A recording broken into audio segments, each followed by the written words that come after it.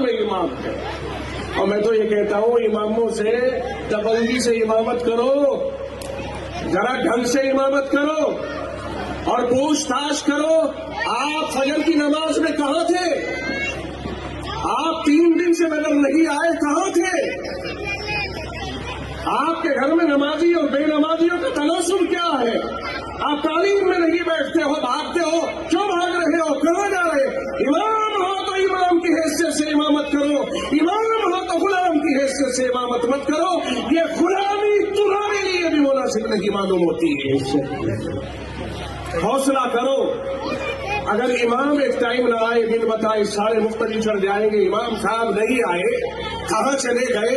کوئی ایسی مجبوری بھی تو ہو سکتی ہے کہ بتایا نہیں گیا اور چلا گئے. ہر مقتدی کو ناگواری ہوتی ہے اور امام صاحب کو پوچھنے کا کسی سے کوئی حق ہی نہیں کہ آپ ہمارے مقتدی ہو، کہاں رہتے ہو؟ امامت کرو، ذرا ڈنکے کرو، ڈنکے کی چوٹ کرو.